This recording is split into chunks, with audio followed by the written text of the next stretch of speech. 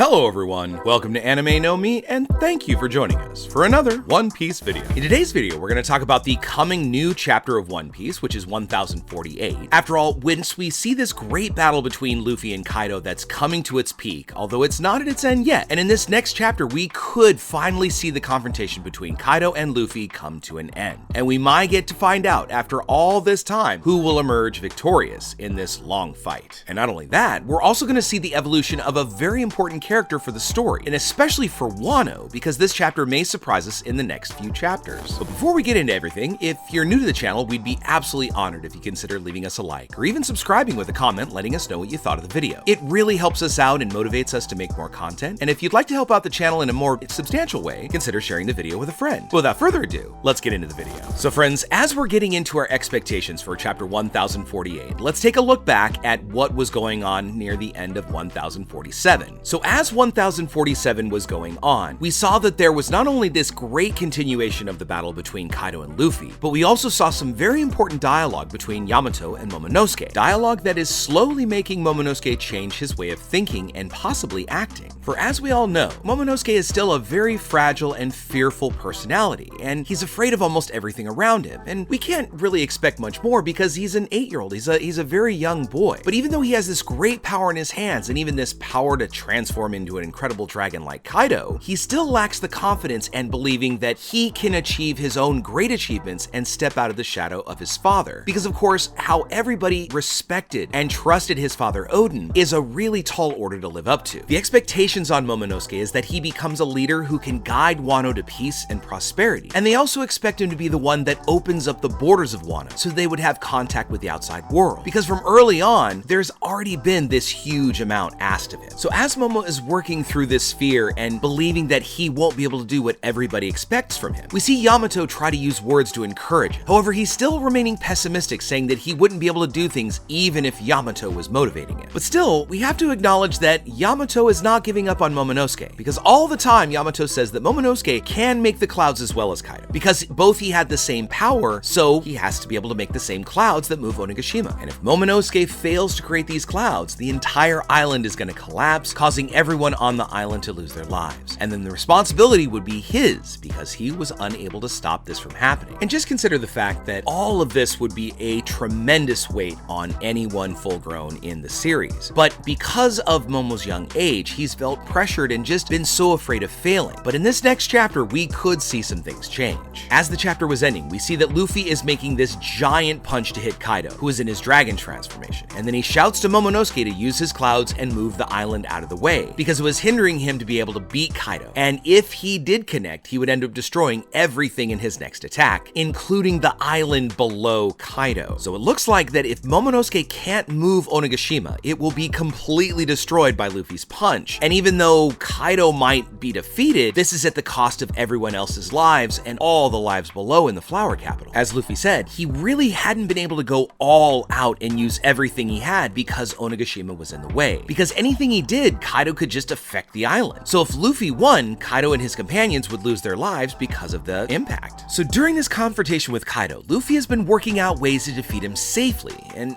a way to keep from everything falling and losing his own companions on the island. But after taking so many hits from Kaido and realizing that everything he was trying was ineffective, Luffy's gonna decide to use everything and leave nothing out on the field, and he got tired of suppressing his powers in order to really just not destroy Onigashima. So as Luffy often does, when any decision he makes, he decides to use all his strength on Kaido. And as Luffy is already going towards Kaido with a big punch, it needs to be Momonosuke to lose his fear and decide to give up his all to beat Kaido and move the island. So hopefully in the next chapter, we're gonna get to see this punch connect. And we also have to remember though, that even though Kaido could be hit and knocked off the island, especially if Momo moves it out of the way, we have to remember that falls have not really been a way of killing Kaido in the past, because he has this kind of either unknown immortality or just incredible endurance. Because remember when he tried falling off of a sky island and that still didn't kill him or really even hurt him. So at this point and at this height, I think the best that we can really hope for is that Kaido gets knocked unconscious, or at least is separated and, you know, has a chance to really give a pause while they take care of the island and settle it safely. We also know that Oda as an author really doesn't usually take villains' lives and says that he prefers to make them unable to fulfill their dreams or to rethink their actions. And with the defeat of the Yonkos, knows, Luffy, Law, and Kid